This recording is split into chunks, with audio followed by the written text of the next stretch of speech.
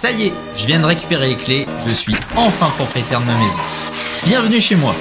Je te propose de commencer fort en te montrant comment créer un accent wall dans les escaliers. Pourquoi l'escalier? C'est la première chose qu'on voit quand on rentre chez moi, alors autant qu'il soit accueillant et élégant. Dans cette vidéo, je vais te montrer comment je m'y suis pris, soucis que j'ai pu rencontrer, et je vais essayer de te détailler toutes les étapes nécessaires à la réalisation de ce projet. Mais avant de commencer, direction le magasin de bricolage pour faire les courses. Je ne sais pas vous, mais moi, j'adore passer mon samedi dans les magasins de bricolage. J'aime me balader de rayon en rayon à la quête du produit parfait, moindre prix et adapté à mes besoins. Bon, plus sérieusement, je te laisse aller voir dans la description de la vidéo la liste des outils et les matériaux que j'ai utilisés. Ok, je pense qu'on a tout, on va pouvoir démarrer. J'aimerais installer 3 luminaires sur ce mur, donc je vais devoir créer des nouvelles sorties en partant de celle-ci. Je vais me servir d'un niveau laser sûr d'être aligné, et comme ça, je vais pouvoir marquer l'emplacement de mes luminaires. Et attention à ne pas oublier de couper le courant. Bon, maintenant je peux m'attaquer à la création des emplacements pour mes futurs luminaires. Pour ça, je me suis servi d'une scie cloche. Et là, je te présente Monsieur Boîte de Dérivation, qui sera un allié de taille pour diviser les branchements actuels. Allons récupérer l'échelle pour le dernier emplacement. Je sais pas pour toi, mais moi j'ai un peu le vertige, donc je fais pas trop le malin. Première étape consiste à récupérer la gaine pour la remonter. Ensuite, il faut reboucher l'ancien trou, donc je te conseille de récupérer le morceau de placo dans la scie cloche, et avec un peu d'enduit de rebouchage, ça fera l'affaire. Maintenant, on peut glisser la nouvelle gaine avec 3 fils. Rouge pour la phase, bleu pour le neutre, jaune pour la terre. Avec une pince à dénuder, j'enlève environ 9 mm. On peut maintenant tout installer proprement dans les boîtes de dérivation. Pour partager le courant vers les nouvelles gaines, j'utilise des dominos. Regarde, ça s'allume. Bon, je crois qu'on est prêt pour attaquer la peinture. Première étape, tout protéger.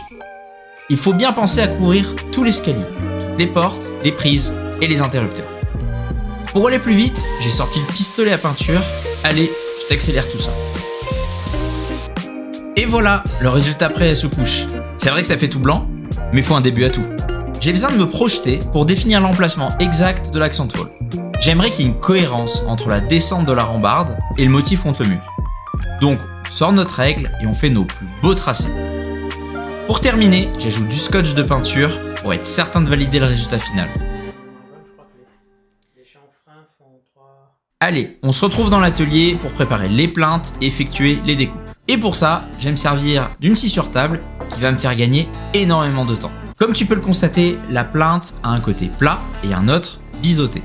Pour notre projet, on va supprimer la partie biseautée pour la plupart de nos découpes. Il faut faire super attention à la qualité de notre découpe, donc j'ajoute un serre-joint pour être certain de ne pas me décaler. Bon, allez, on a du pain sur la planche, let's go!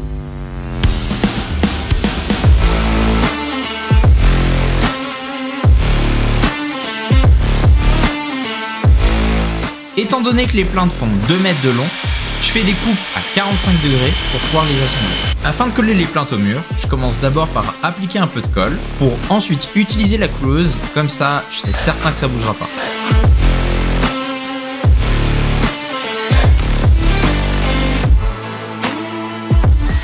Pour les découpes un peu plus complexes, je me sers d'un scotch pour peinture qui me servira de patron. Je n'aurai qu'à le recoller sur une plinthe pour faire ma découpe. Il faut essayer d'être le plus précis au moment du marquage et avec cette méthode, ça évite les erreurs. Donc ça me permet un gain de temps incroyable. Il faut bien recoller proprement le scotch sur la plinthe et faire la découpe à la scie sauteuse ou à la scie manuelle.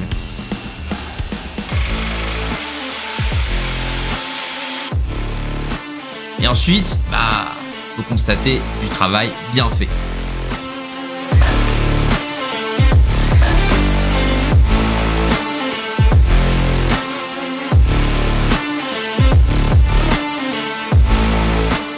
Pour effectuer les chevrons, j'ai tout simplement fait des découpes à 45 avec une scie à onglet. Allez, inspection des travaux finis. Je suis plutôt satisfait du résultat. Et toi, dis-moi en commentaire si ça te plaît aussi. Maintenant qu'on a pris le coup de main, il ne reste plus qu'à faire la même chose, mais sur le grand mur. À l'exception près, il faut bien penser à prévoir un emplacement pour les futures lumières. On voit le bout. Si, je t'assure, c'est bel et bien le dernier mur promis. Alors essayons de terminer sur une touche rock'n'roll.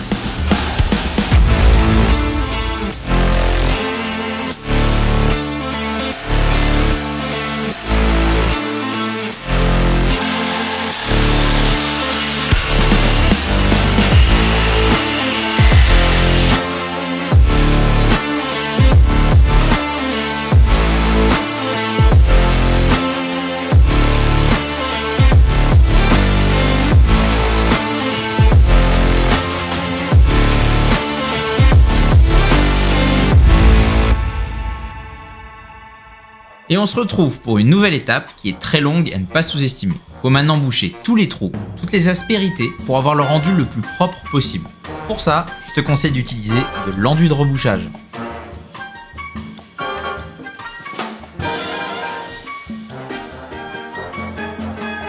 Et ensuite, j'ajoute du jouet en silicone destiné à la peinture pour combler les espaces entre le mur et la plinthe.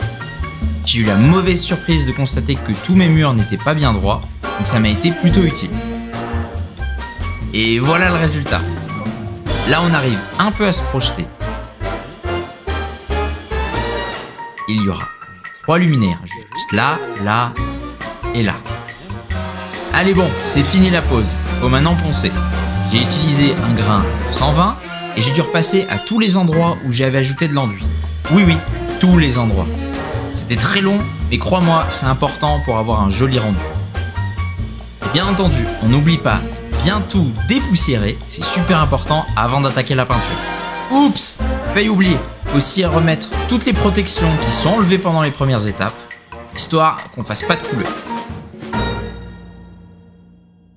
J'ai voulu faire un premier essai de peindre en blanc ce mur-ci, mais au final, j'étais pas super satisfait, donc on reprend le plan initial, ce sera une peinture poivre avec une finition satinée de la marque Dulux Valentin. Après pas mal d'heures de travail, c'est le moment fatidique. Un peu peur d'avoir peint l'escalier, mais bon, on verra. Allez, on enlève le scotch. Je te cache pas, j'ai dépassé à certains endroits, donc j'ai dû passer pas mal de temps à repeindre certaines parties en blanc, mais au final, je suis assez satisfait du rendu. Ah bah voilà, quelques mauvaises surprises. Dans tous les cas, un peu de nettoyage ne fera pas de mal, et ça aide toujours pour y voir plus clair.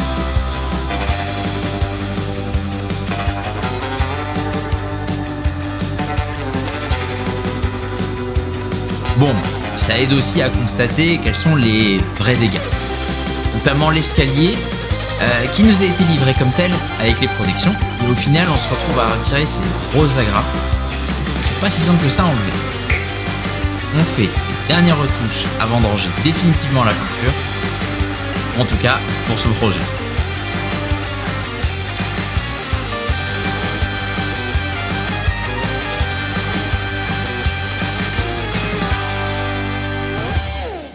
Ce qui nous laisse à l'étape suivante, l'installation des luminaires. Rappel une fois de plus, n'oubliez pas de couper le courant.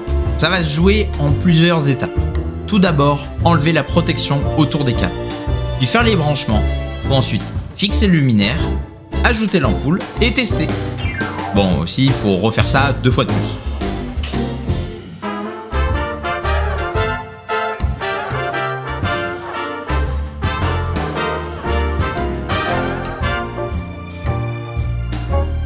Ah non, il faut aussi faire celui du couloir. Pas de soucis, c'est le même principe. Une fois que tu as compris une fois, il suffit de recommencer.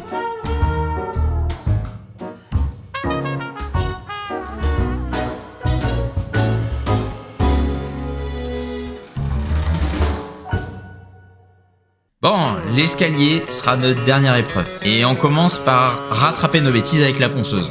Une fois l'escalier bien poncé et nettoyé, on peut passer à l'étape de la protection et finition. Dans mon cas, j'ai opté pour un vitrificateur. Alors, on mélange bien et c'est parti.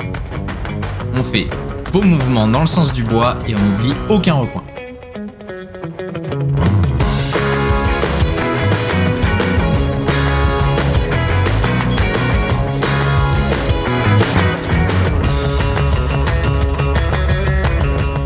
Entre 2 couches, il faut poncer. C'est aussi l'occasion d'enlever les potentiels oublis de coulure. Et voilà, le projet est terminé. Je vous laisse découvrir le résultat.